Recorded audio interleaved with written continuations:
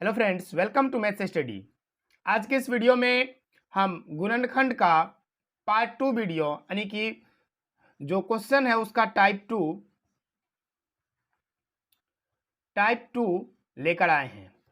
इसमें क्या है कि जो गुणनखंड का सवाल होता है उसमें प्लस प्लस का सिंबल होता है केवल। टाइप 1 में हमने सीखा था कि यहाँ दोनों जगह केवल प्लस और प्लस का सिंबल था, लेकिन ये टाइप 2 वीडियो में हमारा यहाँ जो देख रहे हैं आप प्लस है लेकिन यहाँ पर माइनस है। तो इस तरह के हम दो सवाल को करेंगे, ठीक है। तो इस चीज को हम लोग बहुत ही विस्तार से आज समझेंगे, तो आप इस वीडियो को पूरा अंत तक जरूर देखिएगा, ठीक है ना। तो देखिए, गुणनखंड में सबसे पहला काम क्या होता है कि एक्स स्क्वायर के गुणांक और अचर पद, ये जो दोनों होता है इनको हम आपस में गुना करते हैं, ठीक है। तो यहाँ पर गुना कर लेते हैं, 4 और 6 को गुना करते हैं तो ये आएगा हमारा 24, ठीक है। जब इसको हम गुना करते हैं तो अब ऐसे 24 को ऐसे खंड में तोड़ते हैं कि जब यहाँ पर माइनस का निशान है तो घटाने पर 5 आना चाहिए, लेकिन जब यहाँ प्लस का निशान रहेगा तो जोड़ने पर 5 आना चाहिए। तो इस तक 24 को हम क्या लिख सकते हैं, ऐसा क्या करें 24 को कि गुना करने पर तो 24 ही रहे, लेकिन जोड़ने पर ये घटाने पर कितना आना चाहिए, 5 आना चाहिए। देखिए 24 को हम लिख सकते हैं 12 गुणा 2, लेकिन क्या इनको घटाने पर 5 आएगा, नहीं आएगा। तो ये हमारा यहाँ पर ये जो खंड है इसको संतुष्ट नहीं कर रहा है। तो अब 24 को और क्या लिख सकते हैं, सोचेंगे हम। 24 को क्या हम लिख सकते हैं, 8 गुणा 3, तो बिल्कुल लिख सकते हैं 8 गुणा 3।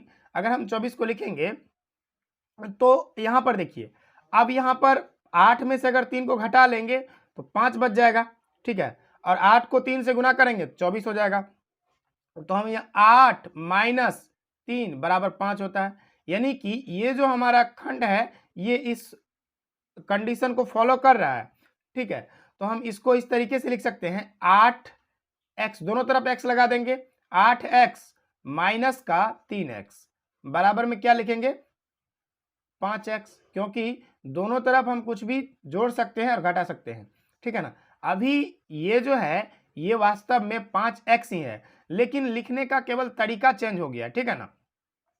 तो यही हमारा पहला, सबसे पहला जो काम होता है यही होता है कि हम ऐसे दो टुकड़ों में इसको तोड़ लें। ये जो हमारा है ये इनको और इनको गुना करने पर मतलब ये जो पहला रूल है, इन दोनों को गुना करने पर इतना आना चाहिए, और ये जो खंड है इसी चीज को घटाने पर इतना आना चाहिए, ठीक है ना। तो चलिए, अब हमने ये सीख लिया कि 5 को क्या लिखा जा सकता है, तो 8x माइनस का 3x,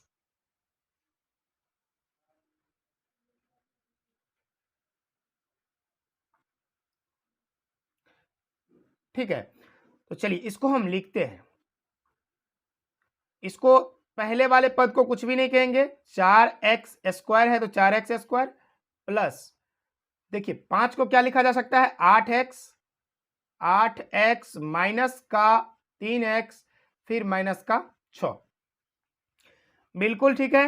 अब देखिए, अब इसमें हमने आपको इससे पहले के वीडियो में दो तरीका बताया था, क्या कि आप इसको एक तो विस्तार तरीके से लिख करके और फिर इसको सॉल्व करेंगे, या अगर आपको तरीका पता है और आप इसको शॉर्ट तरीके से बनाना चाहते हैं, कम समय में बनाना चाहते हैं, तो आपको थोड़ा सा दिमाग तो लगाना ही पड़ेगा।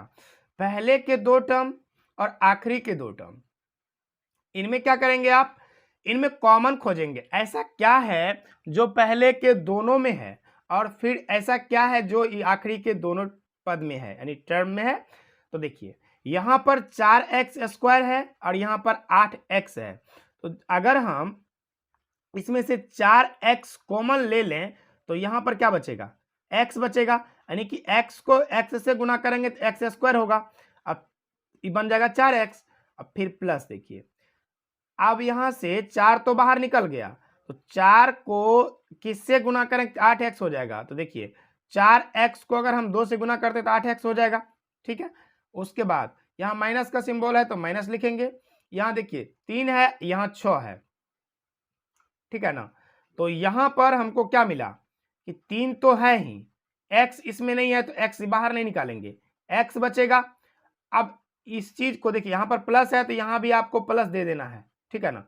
और जो चीज, या आप इस तरीके से भी सोच सकते हैं कि ब्रैकेट में जो यहाँ पर आया है सेम चीज अगर यहाँ पर नहीं आया, इसका मतलब हमारा गुणनखंड गलत हो रहा है, ठीक है।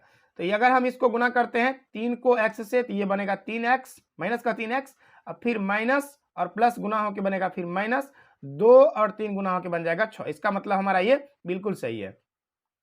तो जो 2 बार इस वाले ब्रैकेट में आया उसको एक बार लिखते हैं हम गुणनखंड में, तो x प्लस 2 एक बार, 4x माइनस 3 एक बार, इसको लिखेंगे 4x माइनस का 3। तो इस तरीके से पहला सवाल हमारा कंप्लीट हो गया, ठीक है ना। अब हम दूसरे सवाल को सॉल्व करते हैं। दूसरा सवाल में क्या कहा गया है,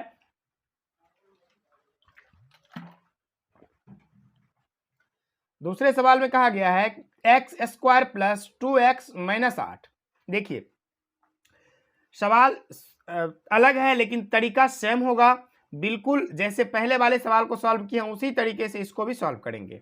हमारा पहला काम क्या होता है, एक्स स्क्वायर के गुणांक और अंतिम पद इन दोनों को गुना करना। लेकिन यहाँ एक्स स्क्वायर के गुणांक में तो कुछ है ही नहीं, तो क्या मानेंगे हम, एक मानेंगे, क्योंकि अगर कहीं पर लिखा हुआ है p तो इनको लिख सकते हैं 1p, कहीं पर लिखा हुआ है x इनका मतलब 1x, ठीक है। हमेशा ये जो चर है इसके गुना में एक छिपा हुआ रहता है, ठीक है। तो हम देखिए इसको लिख सकते हैं 8, इसके गुणांक में कुछ नहीं तो एक है, तो जब हम इसको दोनों को गुना करेंगे तो 8 बनेगा। अब हमारा ये काम होता है कि 8 को हम ऐसे टुकड़ों में तोड़ें जिसको गुना करने पर तो 8 ही आए लेकिन घटाने पर 2 आए। तो देखिए 8 को हम क्या लिख सकते हैं, 4 गुना 2, तो 4 गुना 2 लिखेंगे, 8 तो मिल गया। क्या हम 4 में से 2 घटाएं तो 2 मिलेगा, बिल्कुल मिलेगा। अगर हम 4 में से 2 घटाते हैं तो क्या मिलेगा, 2।